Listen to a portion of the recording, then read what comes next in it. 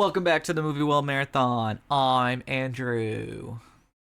I'm Mac. That's a little one. That was such like it looked like you had like say again. What? Huh? It's just a little thing because I'm gonna yell later. Okay, I thought you were like mimicking Nessa Rose. Yes.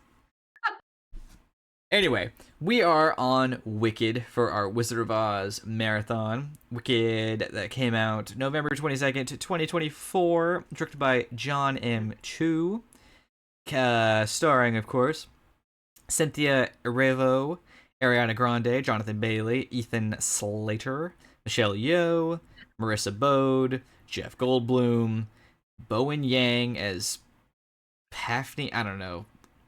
Grande's entourage. Peter Dinklage is a goat, and then the old Wicked cast are in there. Idina Menzel and Jenna. Idina Menzel and What's her name? Kristen Chenoweth. Yeah, her. They're in there. Cool beans. Yes, we're on Yeah. Wicked, and I have plenty of fun things to say. I think Mac's gonna have more to say because Mac is our resident theater nerd. I have been listening to this musical soundtrack since I was in middle school. No, earlier. It was homeschool days. Mm. Um, but I love this story. I love this story. And I'm gonna do my very best to keep it to movie focused critiques because I know you haven't seen the musical. I have not. I honestly think the movie has probably ruined the musical for me at this point. Maybe a little bit. I I'm gonna go ahead and say that live performances of these songs is a whole thing. I know you don't care, I you're don't care. heartless, but No, I like the consistency of the movies, the and consistency. I do like the consistency. And part of for me, I see. I'm skipping all the way to the end. I finished this movie on this rewatch. I've seen Wicked now twice. I Mm. saw it in theaters and I saw it just now. I finished this one and I was like, this movie is an argument for the theater can never compare. Like I'm so much more into this than the idea because like I love watching Alphaba fly around, watching the cape turn into what it does, and I know they do that in the theater. It doesn't matter. Like it's not gonna compare. The monkeys flying around, the great big boundless area, like the sequence with the hot air balloon, all of it is like I'm in. I prefer the movie version. Like, there's nothing a theater thing can do that would compare to this. And I've seen now on TikTok because everyone's talking about the upcoming one, and I've been watching videos about it. Um, what the wizard looks like in the theater productions, and it's like it's cool for a theater production, but like what they did for this movie, that great big like wooden mechanical head, is awesome, and not a single one of those theater ones I've seen even comes close. When it comes to visual spectacle, of course, the theater show is never going to match up with what we can do in movies. What you're missing is the heart and soul of the theater performance, which is the live performance aspect of it.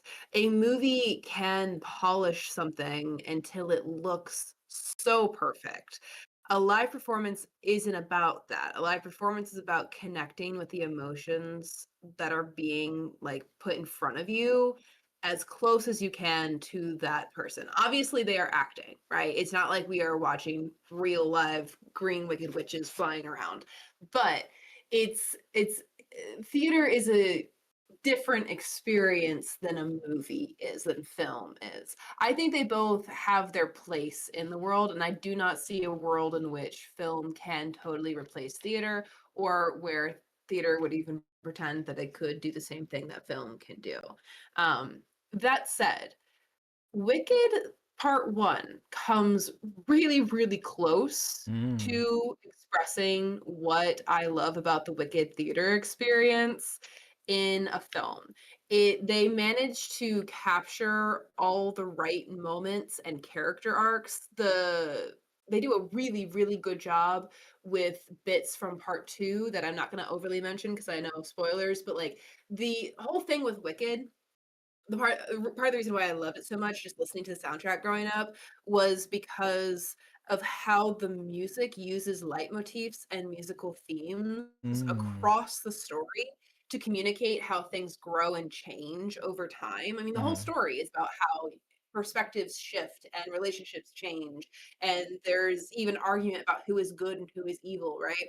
So everything is kind of moving around in this story, but the music keeps track of some of these emotional beats. And there's a song called For Good that happens at the end of Act Two that they play bits of in important moments in this movie because like the right important moments, not just a random important moment. They play it underneath the parts that are relevant to the song that happens at the end. So like that's something that happens in theater performances and Wicked in general, and the fact that the movie incorporated that in their new moments in a way that is incredibly on top of the themes and like showing really great understanding of what those themes and leitmotifs are supposed to mean and represent.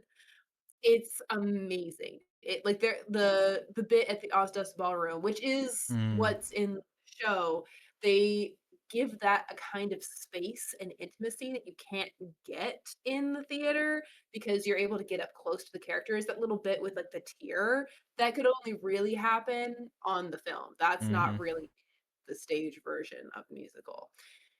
There are some things on the stage that I think translate just a smidge better, but like for the fact that kind of a heads up, part two is universally accepted, act two, universally accepted to be not as good as part one. Oh, So everyone is a little bit anxious about the split.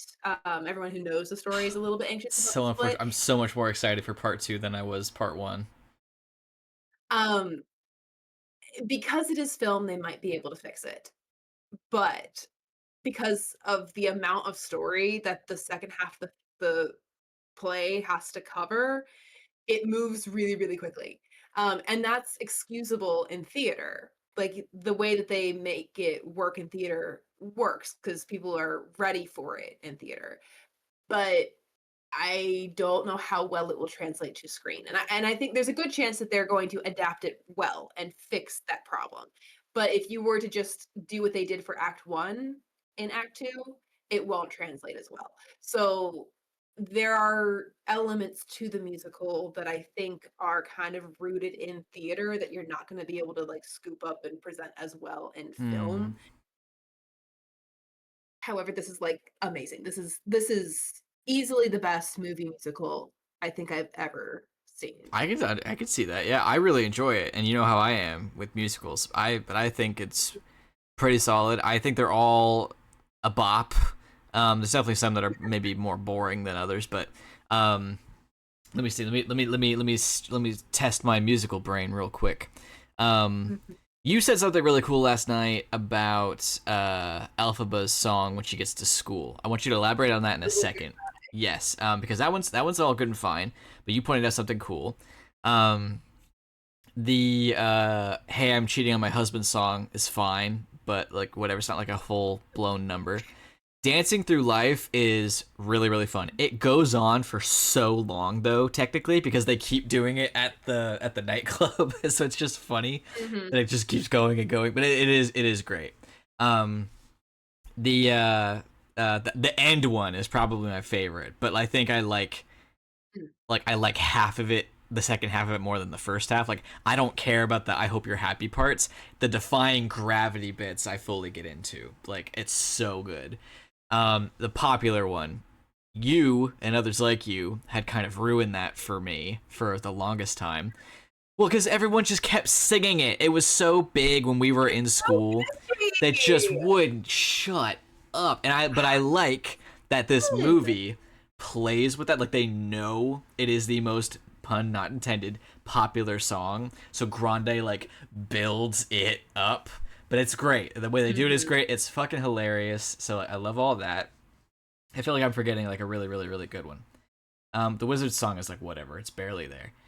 Uh, Yeah. and then I think Michelle Yeoh's Wither Witch, she has like a little one. Don't really care. It's whatever.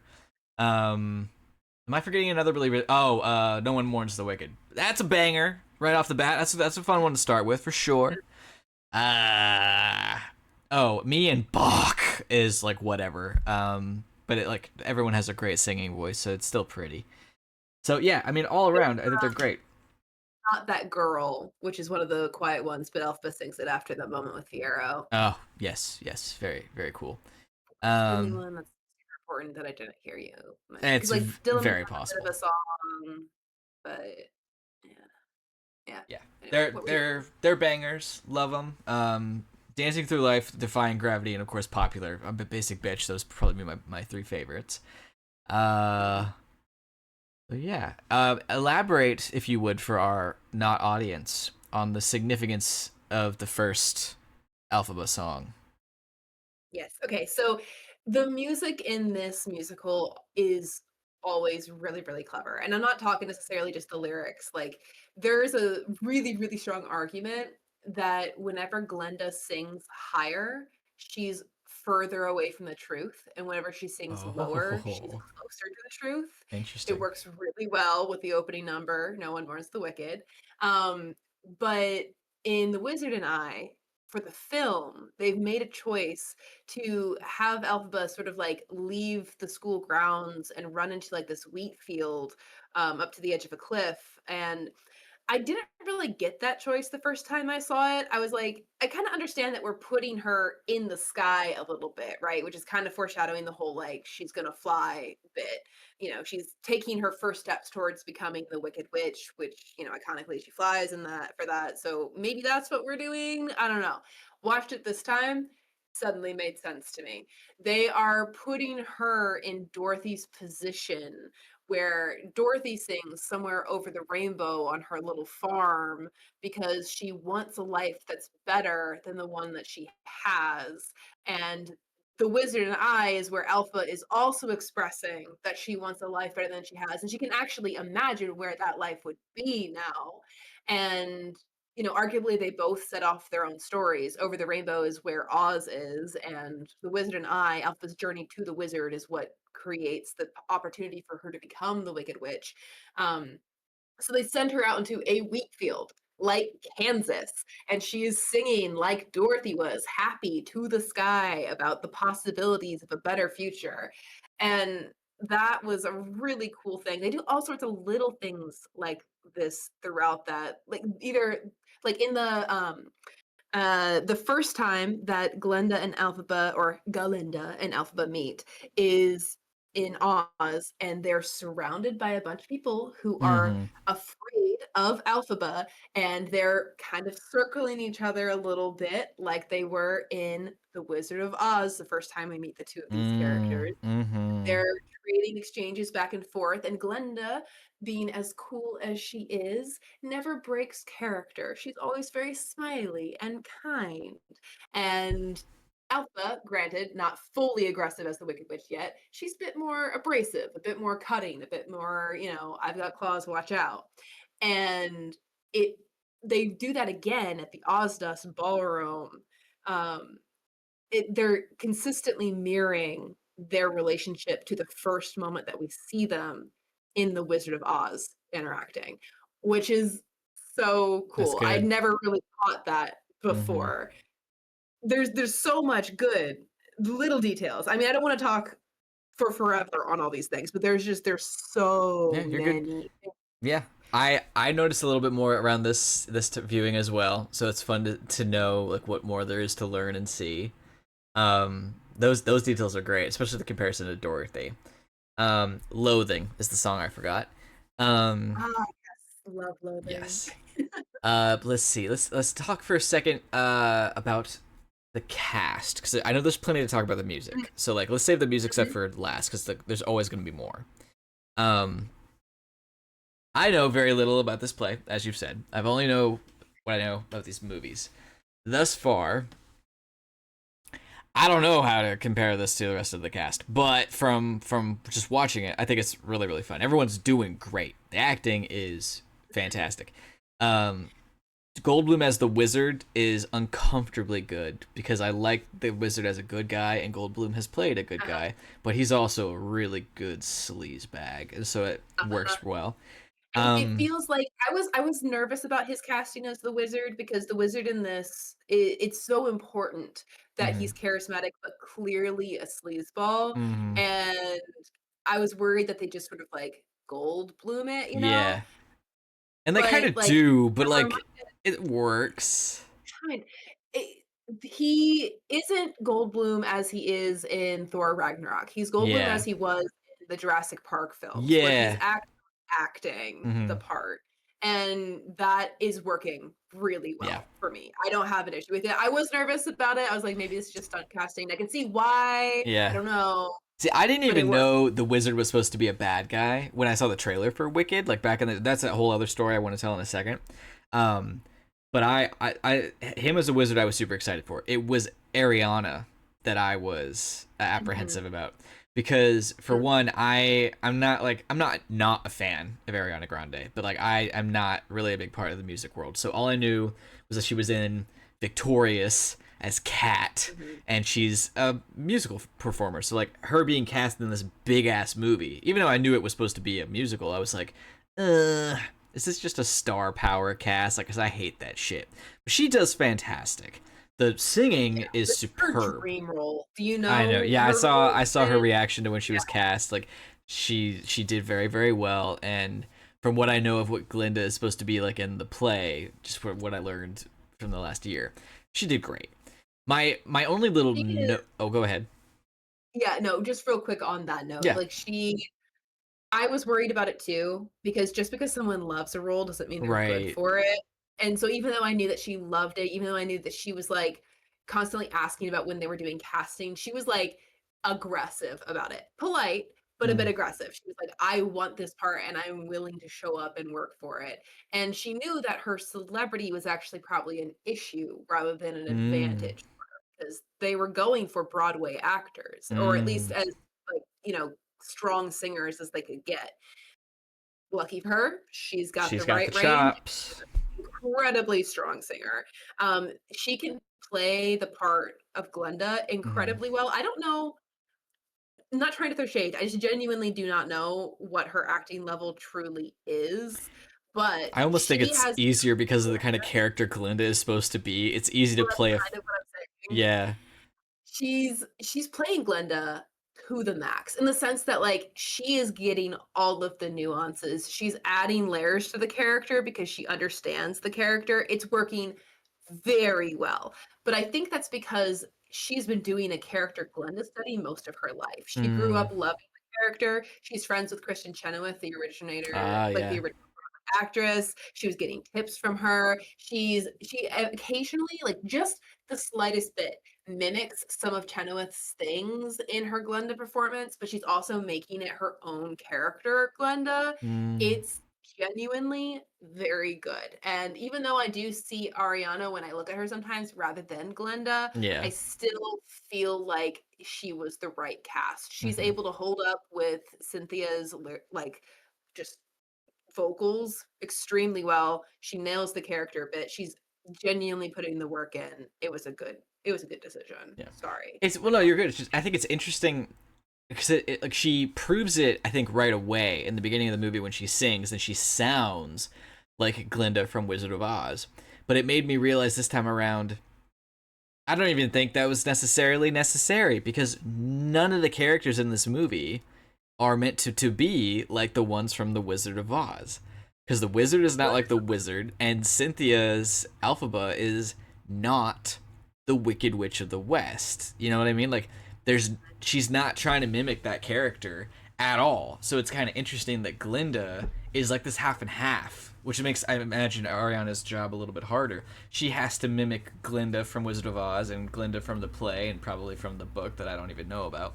So it's just interesting because Cynthia, well, don't misunderstand. She's doing fantastic. The makeup is great, the acting is great, the singing is great, the belting, the like all of it is wonderful. So she's doing amazing. But she's other than the play, and the play is based on the book slash the movie, whatever. None of the Wicked Witch of the West from the Wizard of Oz is inspiration Mhm. here, other than I would imagine the tone of green. Like Mhm. nothing, like not a bad thing. Not I'm not saying it. It's just it's interesting that almost everything else is clean slate, start from the ground up, doing something new, except for Glinda. Just she's like a Mhm. connecting thread throughout the whole. Yes, yes. It's because from the perspective of the musical, at least, not so much the book, more the musical, the story is essentially the Wizard of Oz, as you know it, Mm-hmm. is the propaganda story that Mm-hmm. has been told to Oz for at least like a decade, I want to say. But Glenda decides that she just kind of has enough one day when she's singing about the death of her friend and how everybody's very happy about it. And she decides, you know what? I'm going to spill everybody's state secrets by telling my own personal story without changing Oh, anything. okay. And, like, I mean, all of this that we're getting, she is actively telling the Munchkins in the town she's in. Oh, Yeah, they don't really make cool. that super clear in this, but like it's a frame narrative. Like she is sharing this story with the people of Munchkinland. Damn. Mm-hmm. So from that perspective, Glenda does have to be a bit consistent because she is the one who I is see. herself the most through the film. But that's because Glenda is a performance for the most part. Everything in Glenda's life is performative. Her Mm. even her relationships with her parents are very much based off of status symbols, right? Mm-hmm. Mm-hmm. And Alphaba was the first relationship she had that was like helpful to her and good for her that wasn't about public appearances, and that's why it was so foundational and like revolutionary for her, and why it like leaves such a deep wound in the characters when there is a split and a schism between them. It's the creation of Glenda and Alphaba and the way the musical spins them so that they are mirrors and foils to each other that are truly friends with each other, but also couldn't be on the same side of history, is so good. Because the story where Glenda gets on the broom and goes with Alphaba can't be told, because Mm. that's not what happens, you Mm-hmm. know? And so you have to write characters that will come to a crisis point where they go different ways. How do you deal with this positive, like this love that you still have for this person when you're on, like, you're literally arguing, you're literally opposite figureheads in the propaganda machine of a Mm-hmm. nation. It's wild. So like even in the very opening song, she obviously she burns the effigy thing of Mm-hmm. Alphaba, the Wicked Witch, but even as all that's happening, all the propaganda is coming down. Like the poster about Alphaba is being torn down. Sure, the witch burning effigy is definitely a negative thing on the witch, but it is disappearing. Like a bit of this is like, sure, she seems to have lost her friend in this moment, but she also no longer has to deal with the fact that her friend is going to be plastered as this ugly creature True. everywhere she True. goes.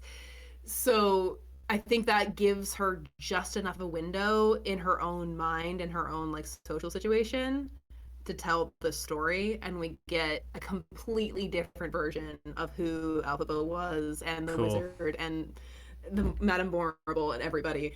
It's such a good framing. I love it. It's as good, I would argue maybe better than the whole time travel thing in Star Trek and J.J. Abrams' interpretation of like the new timeline. Maybe. It's that, yeah. It's just like that. Yeah. So This that's the reason why the characters are so different. Yes, I love this. See, I really wish we would have talked about that before I saw Wicked. So, because like last Mm, year, going into Wicked, I in my head almost had the what's his name Charlie from Always Sunny in Philadelphia conspiracy theory meme going on in my head because mm, I mm-hmm, thought this was a prequel to Wizard of Oz because it is, but it mm-hmm, isn't because Wicked mm-hmm, is fan fiction that got super super popular because Wizard of Oz is in the public domain. I didn't know that when I went into mm-hmm, this, and so I spent so like I was like, well, this doesn't make any sense because this doesn't connect to this and this doesn't work with this and like what are they doing? Like these are full blown continuity errors. Like it wasn't even just that it's silver slippers and not ruby slippers. I was like, okay, you could change that for whatever reasons, but like so I had to get past that. And that mm-hmm. just took a second because I while watching the movie I kept being like, well, what about this? What What do you mean? What Mm-hmm. about this? I don't understand. So And the that's something that's really interesting in terms of like how Wicked is inspired kind of by all forms of Oz, and even the musical itself is picking and choosing what it wants to use, because the book Wicked uses a lot more of the mechanics and politics from the series about Oz, like the book series about Oz, but also makes a whole bunch of new stuff up. And then the musical Wicked takes the bare bones story of mm-hmm. the book and puts it in a world that looks more like the movie, The Mm, Wizard of Oz. mm-hmm. So it's a very interesting amalgamation and kind of like growth pattern. The book is darker and complex and Oh. kind of confusing. The musical kind of returns us to the world of Oz as we know it in film. It is more of a bridge between the book and the film, but not, and it includes a couple of things from the original series as well, like the whole bit about like how people have magic, and I'm pretty sure like magic schools and the larger population of Oz with like its politics and whatnot comes more from both the book Wicked and the books about Oz that Baum originally wrote. So it's a Mm-hmm. very complex mess, and it doesn't really follow any one system of rules or history, and you really just kind of have to like let that be a thing. Sure, sure. I could do that. It's easier when you know it going in. And that's on me. Fair, It's my own fair, fault. fair. So let's see. What's another thing here? We're a little all over the place, but such is life. Um, we talked about the You casting wanna? is great, acting is great. Oh, just real quick because I've said the makeup Mm-hmm. for Alphaba is great. Oh Special effects, yes, fucking crushing it. Like it's all beautiful. across the board. Physical sets, amazing. Mm-hmm. The moving Mm-hmm. bookshelves, amazing. They have wide shots for all of Yes, their choreography. yes, I am yes. like, thank you. Mm-hmm. So many Yes. modern movie musicals like just like zoom in on like Uh or huh. focus on like one character. I'm like, Now we you got have big a whole ones. cast Big that's ones. dancing here. Yeah, that looks Yeah. great. The wizard head I said was great. His whole room thing is Mm-hmm. great. All of it. Like the physical sets are absolutely spectacular. Love that. But on top of that, CGI is also great. Like the Mm-hmm. wide shots don't look as disgustingly saturated as Oz the Great and Powerful. They look mystical. They look believable. They look they have a twinge of fantasy probably because it is Mm-hmm. fantastical, but it still looks good. The animals are amazing, all of them. They're Mm-hmm. very believable. They look real. Like it works. The monkeys, fantastic. I don't hate the monkeys in Oz the Great and Powerful. We talked about that. Big scary Mm-hmm. baboons with bat wings are terrifying and awesome. These monkeys, though, I think are objectively the best flying monkeys because they look like regular monkeys. Not that they're just regular monkeys, but to go back to the feathered wings adds to the Mm-hmm. horror as they're growing because the feathers keep Mm-hmm. falling all over the place, and they look like the ones from Wizard of Oz. Beautiful, absolutely beautiful. One of my favorite sequences, which is weird, but it's the creation of the flying monkeys. Mm-hmm. Mm-hmm.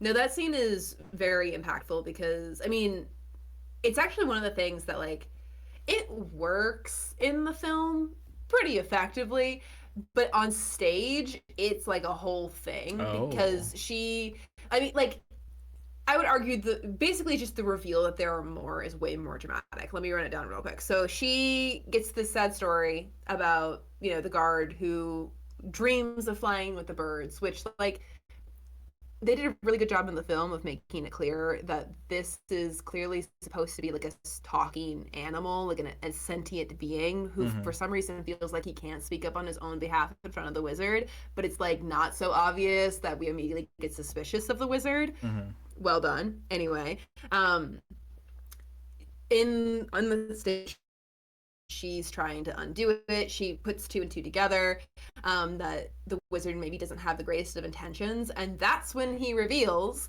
there's a massive cage in the room full of caged monkeys who now have feathers and are screaming in pain. I mean, it's like Mm. they put a cage on the stage that is full of actors Damn. being monkeys going through pain, and the moment is just like it's like a dramatic curtain pull reveal. Literally, they pulled the curtain and there's this cage of monkeys screaming in pain. And I think the cage really drives, especially since cages are like a new thing in Oz, Mm-hmm. that really drives the point home that like the wizard is the one caging the Mm-hmm. animals. Mm-hmm. And Alphaba is able to really, really quickly put together what's going on.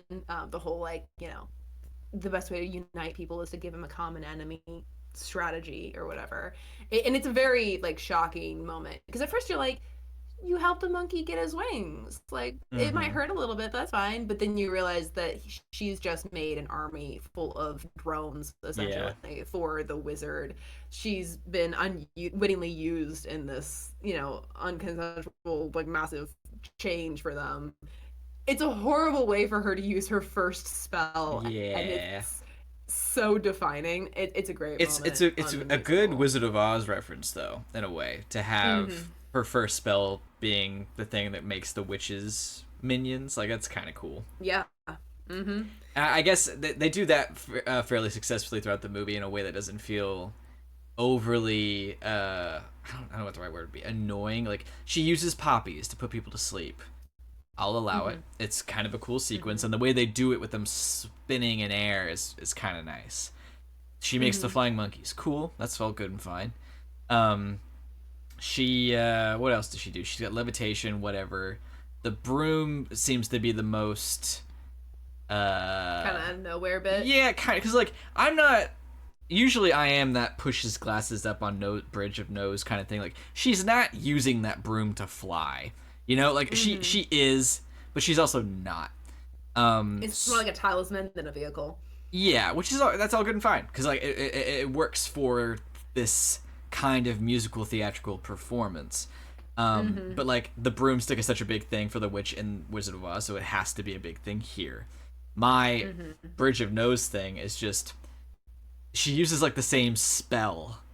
It doesn't give you wings, it gives you a broomstick. Why couldn't the monkeys get a broomstick? They went through a full blown vivisection with magic. They grew Yeah. limbs. Those poor things. That's one of the things that they'll elaborate a little bit more on in the second half, Oh, but I okay. don't think it's ever directly stated.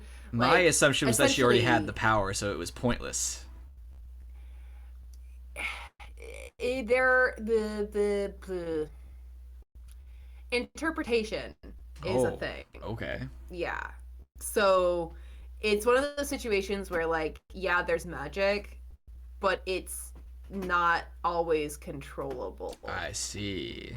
Yeah. Sure. Yeah. Yeah. So, like, the spell will interpret itself in different ways in different times See, for I like seemingly that. unpredictable I reasons. like that Yeah. for the most part. It's just that I think you kind of mess with that when half of the book you're looking at is literal wings. Yeah. I mean, how else are you going to symbolize flight? Bug wings, clouds, Hmm. a shooting star. Clouds and shooting stars stretch. Why? They're up in the sky. Not every But I creature see with what you're saying wings with the wings. flies. The Yeah, wings look like they come straight out of the book. In the it movie, kind of on the does. monkey's Yes. back, and Yes. that Nitpicks. might be a mistake in design. I can Yes, see your point. just a tad. Mm-hmm. The only like Wizard of Oz reference that I felt was like a okay guys, even if this is in the play and Wicked the book, it's like a okay, is that Glinda and Alphaba get to pick the yellow brick road. That's the only one for some Mm. reason. That's a movie thing. Yeah, that's the only one where I'm like, okay, like this is getting a little heavy-handed because like with when Nessa Rose gets the silver slippers, love that they're silver again, but they're in a ruby case. Ugh, Mhm. well And then, like, done. in Popular, Glenda does click together She some yeah, ruby heels three when times we just see for fun. yeah that one I was like okay, I'll allow that, but like we're getting up there. We already referenced the shoes, guys, and you did it Mm-hmm, really mm-hmm, well. So and then speaking of, if since we're on that, if you don't mind, I have mm-hmm. some questions I know you won't answer. Um, I think it's cute that we include the lion, especially since the animal Okay. thing is narratively important. And Elphaba saying, "Hey, I don't mean to scare you." Is like, okay, like I'll take that. Because Oz and Oz the Great and Powerful just reads, "Run away, you coward! You cowardly lion! You coward!" Like So they're a little more subtle, and I appreciate it's subtle enough, honestly, though, that the person I saw the movie with last year did not register that that's supposed to be the Cowardly Lion. I teased It's them for pretty that subtle. just a bit. It's quick. Um, Going down the totem pole, I think, of what is and isn't subtle, moving over to Bach, I think they make it pretty clear, if you pay attention at all, that he is supposed to be somehow the Tin Man, even if you want to say that he's the guy that makes the Tin Man or something. His very first intro in the movie is him doing Tin Man's little Michael Jackson gravity lift, and then they do lots of stuff with like a little handkerchief thing in his heart, and his last name is Woodsman, so like it's pretty clear. So the movie is not being blunt, but I also think not hiding it, that in one way or another this is the Tin Man, whether it be if you don't know what Wicked's about and you don't know that the Tin Man will be in it because somehow you missed the opening of the movie where we see all four of the characters walking down the yellow brick road. This is somehow Tin Man. Then there's Bailey's character, who I know that he's Scarecrow, but Fierro, and I've seen people complaining on the internet because they did character posters of everyone and they put him in a cornfield, but they didn't, like, he's not in the Scarecrow makeup. They're holding on to, they've not revealed what Scarecrow looks like. They revealed what Tin Man looks like, and some people were like, they saw Tin Man and they're like, hey, spoilers. Like, what do you mean fucking spoilers? It's Wizard of Oz. Like, you know the Tin Man's gonna be in there. But to their credit, they are doing that with Scarecrow. They've not shown what he looks like. And so some people were like, hey, you're spoiling that Bailey turns into the Scarecrow. And I was like, no, they're not. Like, we know it. But then, like, upon rewatching Wicked Part 1, they're way more subtle about it. They reference that he is the Scarecrow 3 times, both of which I think are, like, they go way over your head. The only one that's, like, blunt and could go past you because it's a song lyric is "It's better to go through life brainless." But then when he first life meets, is painless when you're brainless. Yes.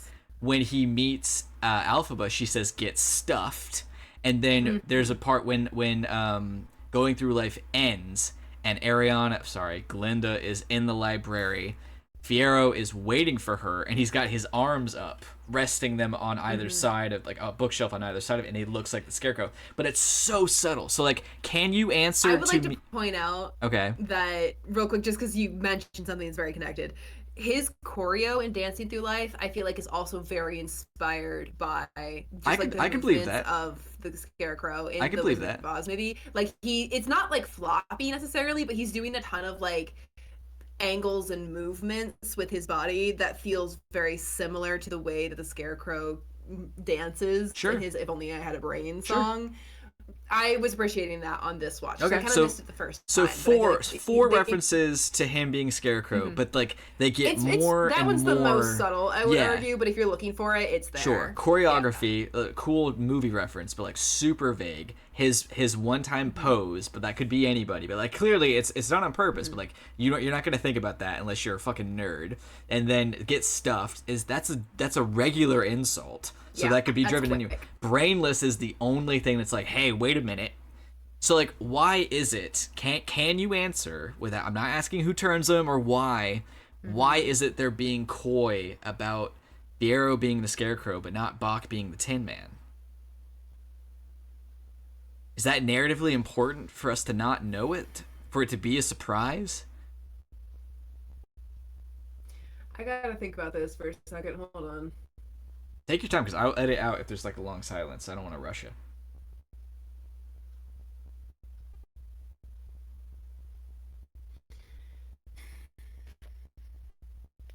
I think there is an answer, but it feels contradictory to show the Tin Man and not the Scarecrow, given how their situations happen. Except,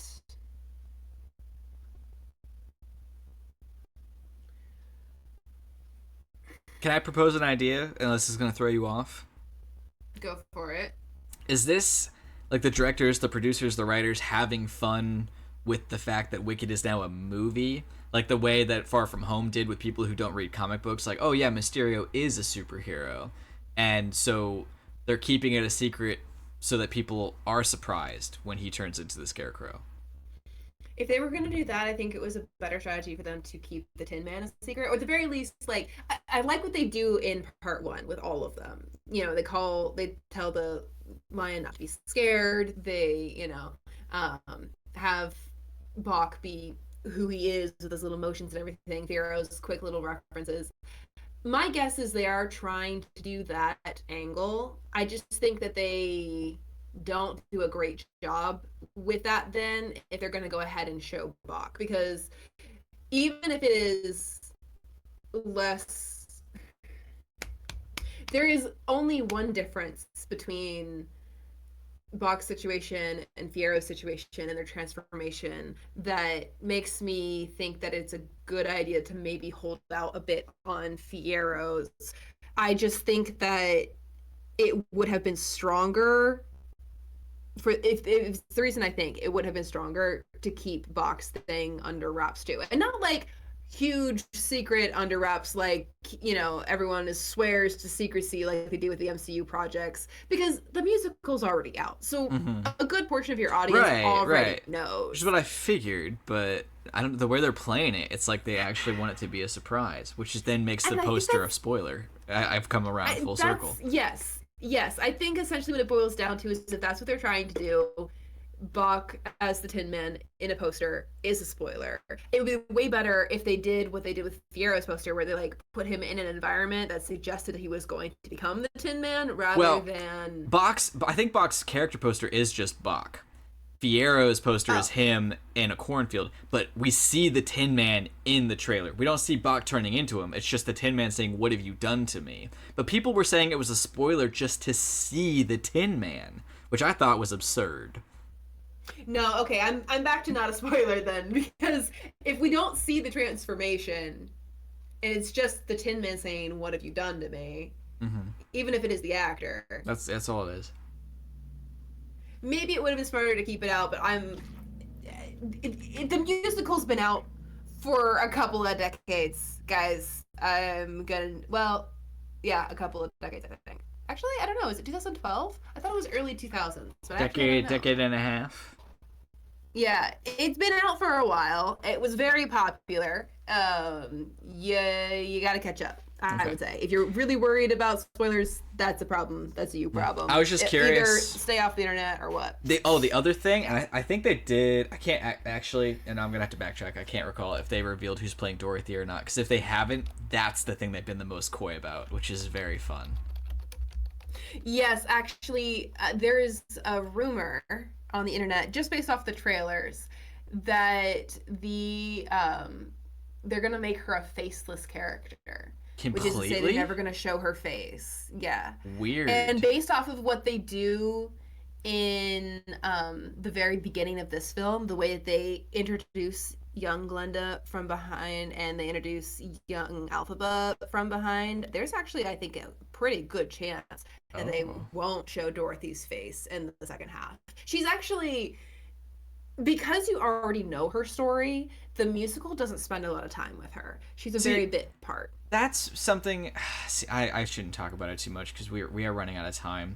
I'll save that for later. It's not relevant to the movie. On the movie, coming back to this, because now we're talking about Wicked Part 2. On Wicked Part 1. We've talked about lots of positives. There are endless positives. Music is great. Acting is great.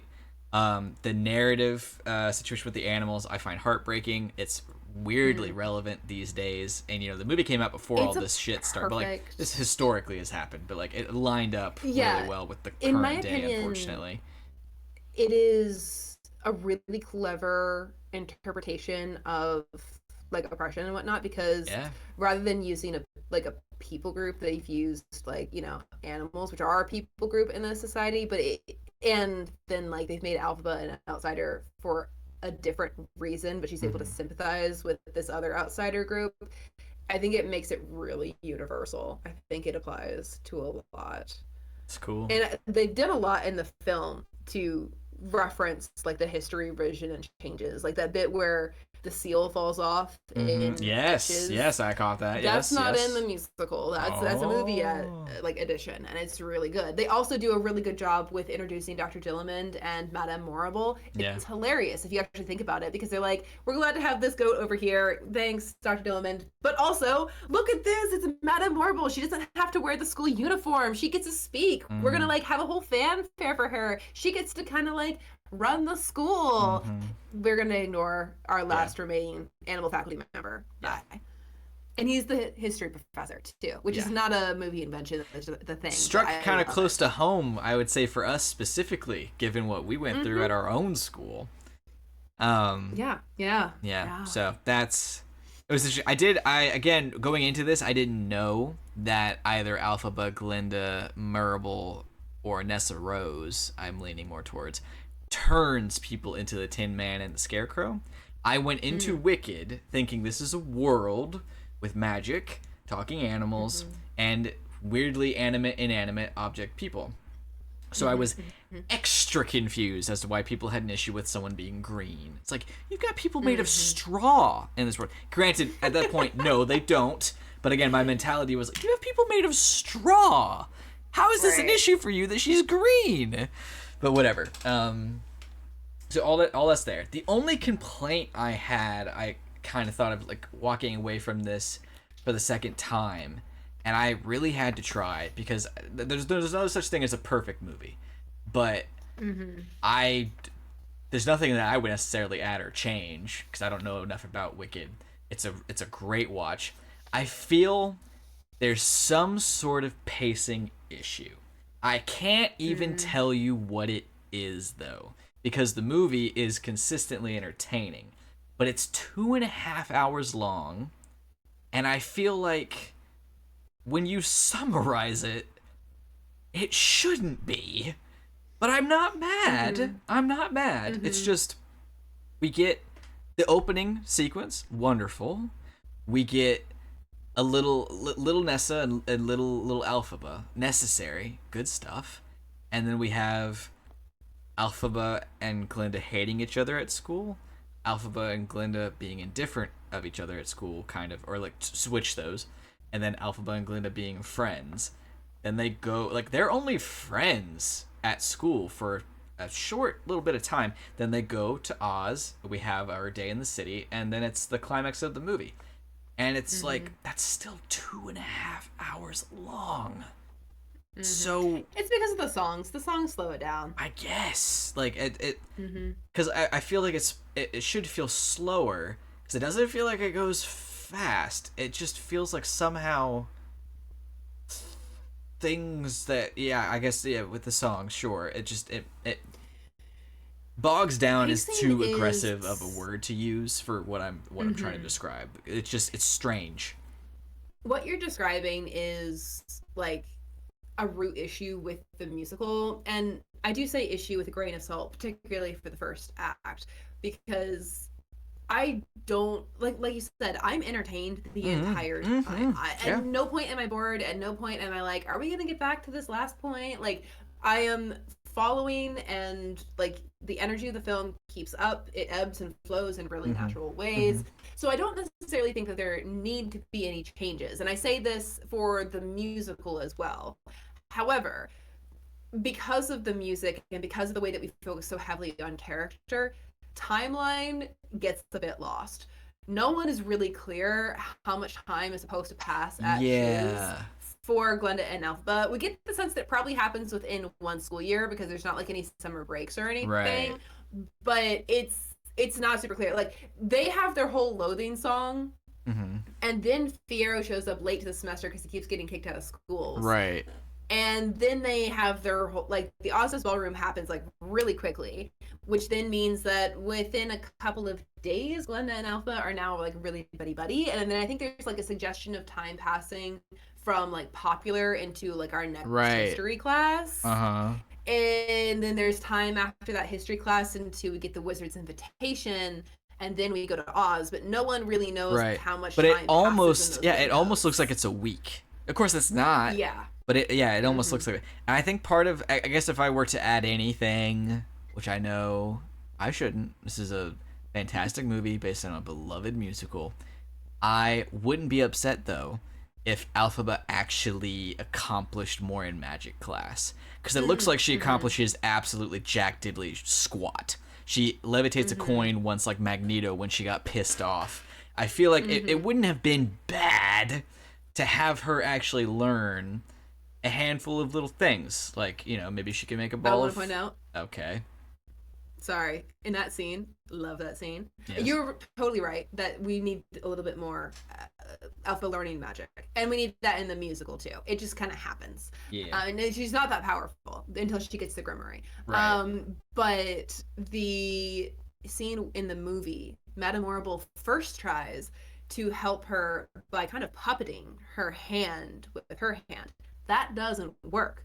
When Madame Morrible sits down and gets Alpha upset about the injustices happening to animals, her magic works, which foreshadows that she was never going to be a puppet of the state, and in fact, her power is going to be used to protect the animals. Yep. Very good little stuff. bit in the Very scene. good. Very good. Anyway, continue. Yeah. No, I was just gonna say, like, it's one of those movie things that if it wasn't based on a musical / a book that everyone already loves already, I don't think you get away with it. To go from I can levitate things when I'm mad, and that is all. I can barely control my powers, to I can actually speak this ancient magical language, and I can give monkeys wings on my first try. The ancient magical language is supposed to be instinctive. She's never learns that. She just looks at it and knows it. That's a yada yada whatever. You know, that's fine for her to just know it. But like, you could have helped. That's the Grimoire's whole thing. Yeah, fine. You could have implied that earlier in. Like, we only get Grimoire info in the play, which is right before the climax of the movie. All I'm saying is that magic class could have actually been approached like a class, and not like tea with Michelle Yeoh. And oh, by the way, we'll talk about magic, because like it's an absolutely fantastic sequence when Glinda and Alphaba dance together. Glinda, like, it's the first time that Glinda isn't an absolute piece of shit, and shows that she actually does have a heart and she cares, because she got into the magic class, the thing she wanted, and we never even get to see her do that. You know what I mean? Like, I would love to see, like, because Marble and Alphaba are implying to us, they already say that magic is dying, but it's implied that it is rare, but also there's a fucking class. So what does that mean? Can magic be taught? We don't get to see. And since we just spent a whole marathon talking about magic classes, and we're at a school that has a magic class, in this 2.5 hour movie, I would have liked to have seen like what that class looked like for Glinda. You know, just like a little bit. Like, we just see her fail with the wand. My list of things. That was on my list of things that I wanted to see as well in the film from musical, like, going in, and I didn't get it. Yeah, just a little. That's the only thing, because otherwise, I mean, this is an A. It's an A plus. Tis a whale. I mean, damn, it's great. No, there are a few things that there are a few things that I feel like the movie doesn't nail. Like, most of the changes from musical to film are almost seamless, or really well adapted or adjusted, or there's like the extra scenes are all in line with the story. It doesn't add anything that feels, broken or sort of like unimportant. All of it's really good. There's just Defying Gravity is a fantastic song, and I love the thematic thing they were going for with like the childhood memory break and the life flashing and the falling out the window thing. I get what they were going for with it, and I do see how it emotionally resonates with the moment. I don't know if I can forgive it for interrupting the momentum of the music, because the music's as Alphaba is growing in confidence and growing in certainty and determination, the music is also growing in certainty and determination. It's getting louder, getting more confident, it's getting more brash, it's growing into her theme.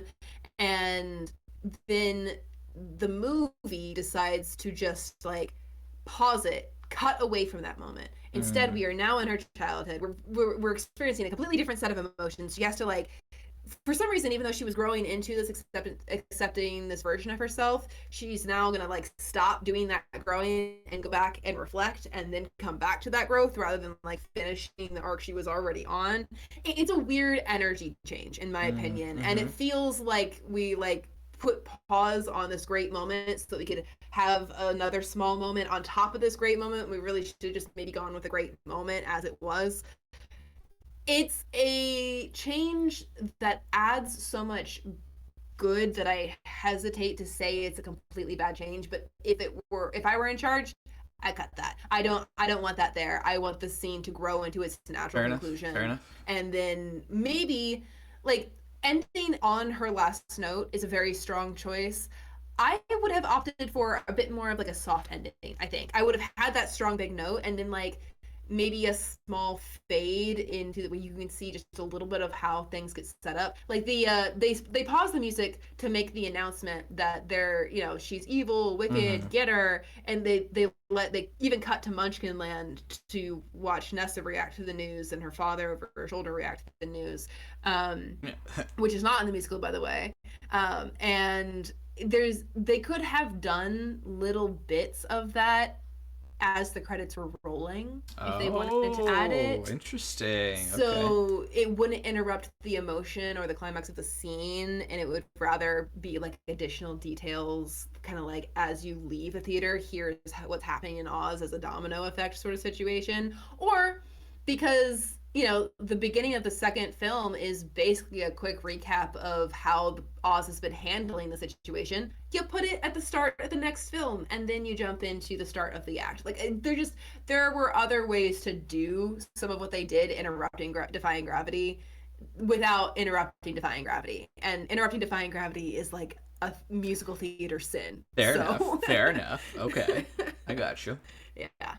And then I'm not crazy about the fact that they didn't use the green lenses for the city. I'm not upset about Emerald that City. because it's more Wizard of Oz the movie, and I like Wizard of Oz the movie. But the glasses speak to the fraudulence of the wizard. Yeah, but it's okay. He's enough of a fraud as it is. I personally I don't like how much. Yeah. So good. Personally, I don't like in any version when Oz has the amount of power he does. I just think it makes me uncomfortable how much effect this one person from Earth has. Like, I don't know.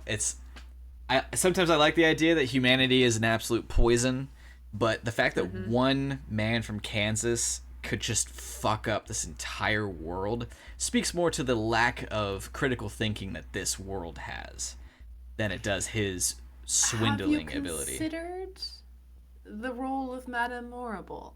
A little bit. I honestly can't tell for sure if she's supposed to have magic or not, because the only thing she does is move a cloud, and that could have been an accident or a coincidence. Fair. I don't know if she's supposed to have magic or not. So I'm gonna have to wait for the next one. I'm not gonna say anything more about that, but do keep an eye out. I figured you wouldn't. All right. I think that's us though for now. I'm excited for the next one. More. Yeah, I know there's so much. I mean, we can keep going. Our last episodes, like, would you have more to add? Like, I'm good. The one thing I really wanted to say was about how they use the word good as a descriptor between Glenda and Elphaba throughout the film is incredibly clever. The musical does a bit of it, but the movie incorporates it more frequently throughout the first act. And I mean, the first time anybody calls Glenda good is when she accidentally volunteers herself to share a room with Elphaba. And it's Madame Morrible who goes, or is it Madame Morrible? It might be the organizing team. It's Marble. Okay, it is. She very immediately goes, excellent, that's so good of you, and then doesn't even pay any more attention to her, right? So the first time Glenda is called good foreshadows the fact that she's Glenda the good kind of by accident. And then the rest of the time, like, when Elphaba is called good, especially by Madame Morrible, it's in relation to her ability to impress the wizard and work with the wizard. She's like, you must make good. And so in order to be good from the beginning, Elphaba has to work with the wizard. She refuses to work with the wizard, therefore can't be good. Then the line in Popular where Glenda says, pink goes good with green. And Elphaba corrects her grammar to pink goes well with green. Because if pink and green are symbolic of their characters, pink does not go good with green at the end of the film, as in, like, morally good. Or if you wanted to use it as the characters are using it, green does not go good with pink, because good being, like, Glenda the good, she refuses that role. So Mm-hmm. either way, neither of them can be the good the other can be, and they reflect on that consistently throughout the way that they describe them with the word good in the first act of the film, which is so clever. What attention to detail. I've never even, and like, you can tell it's intentional when Mm-hmm. you're looking at it. I don't think it's like an accident. Like, this is very intentionally scripted that way. And that's such a clever little detail to put in and be so consistent with. I love it. I love it. That's good stuff. All I had that I forgot was that her hat looks like a tornado when it's upside down in the reflection of Mm. water. Mm-hmm. And people think, I actually really like this idea. Glenda is a fashionista. She Mm-hmm. has a very strong opinion about her clothes in her school. And also, like, this is school. She packed all these things and brought them with her. Mm-hmm. Why does she have a hat she thinks is ugly? Mm. Main reason is her grandma made it. Mm-hmm. She actually likes that hat, and she has to Mm. save face Yeah. when her friends make fun of her for it.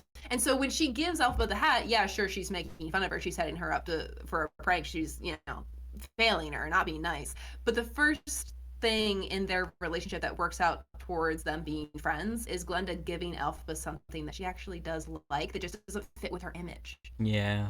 which is her friendship with Elphaba. Mm-hmm. Incredible, if that's Indeed. true. I Indeed. love that perspective. So good. I'm excited for the second one. I hope it doesn't suck. Mm-hmm. I have so Me too. many questions about like two things that I really, really want to see happen. The rest of it, I'm mildly confused. I think we'll have way more to debrief on in the second part because while this one is largely just like a beautifully constructed, thoughtful like analysis of a friendship, the next one gets into the politics and the consequences of making decisions quite a bit more. And it also has more narrative weak points the movie's going to have to overcome. So they're going to have to make more decisions that may or may not pan out in their favor, rather than the first one being pretty much written for them. So I'll be interested to see how it goes. Cool. For sure. I'm excited. Yeah. That's us for now. So join us next week for the end of this marathon. Woo-hoo! For good. Oh, well played. Well played.